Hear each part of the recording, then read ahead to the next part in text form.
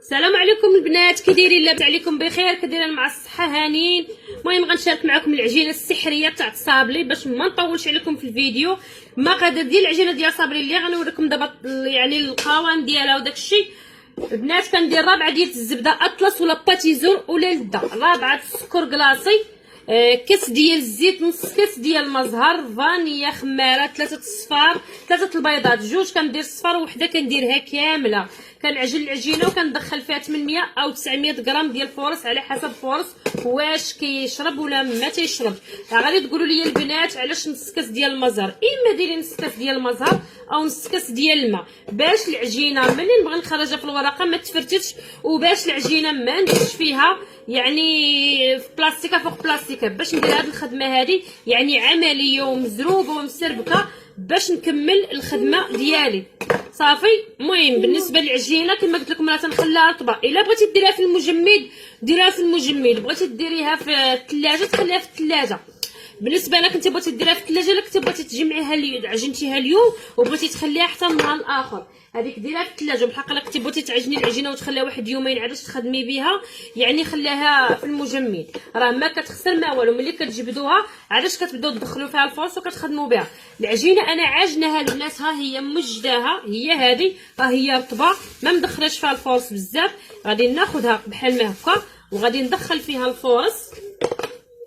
هانتوما هي رطبه، شفتوها رطبه البنات، رطبه بزاف بواحد الدرجه ما تيتبقاش تبان فيها الزبده. راه البنات راه كنجمع كنعجنها، رجعوا الفيديوهات الاولى البنات راه غادي تستافدوا، غتلقاو ما يفيدكم ان شاء الله. هانتوما البنات راه كنلعب بها كما بغيت. غادي ندخل فيها الفرص كما تتشوفوا، غادي ندخل فيها الفرص بحال ما كان وغادي نخدم بها.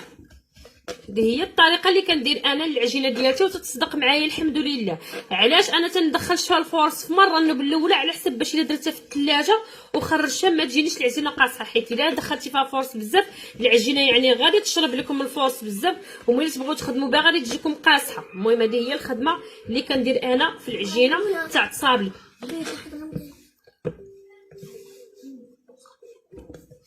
ها نتوما العجينه كي دايره، ها نتوما راه كنكثر. حاولوا نتوما اللي اول مره ديروا غير العجينه غير القيس، ديروا غير شويه. انا دابا حيت العجينه عندي يعني قادره زعما يعني مولفت العجينه غليظه في يدي، راه كنديرها كثيره البنات وراه مزروبه، راه ان شاء الله غادي تمشي معكم مزيان. راه جربوها بزاف ديال الاخوات وصدقات معاهم. حاولوا البنات تخدموها، راه واحد العجينه كتجي ملي كطيب تتجي مرمله، راه ما يعني ما كيتجمع صابلي لا والو. ها نتوما البنات شوفوا العجينه ديال الصابلي كي دايره، ها نتوما شوفوا العجينه، شوفوا العجينه ديال الصابلي، شوفوا شحال غادي تخرج لك يعني. ها شتي صافي. وطبعي الصابلي ديالك، ها نتوما البنات، ها هذا راه الاوفال خدامه به دابا. هذه هي الخدمه ان شاء الله اللي غادي ديروا باش يصدق معكم ان شاء الله صابلي وباش يجيكم صابلي زوين وباش تلقوا راسكم. بالنسبه للعجنه ديال هاد السامبل تتخرج 2 كيلو، وبالنسبه للعجنه ديال ديال فاس واحد راه تتخرج 3 كيلو ديال صابلي. راه عجينه يعني تتخرج وكتعطي بزاف.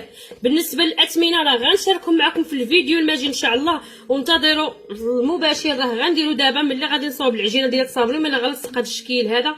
يلا البنات نهاركم مبروك وتسناو الفيديوهات الجايين.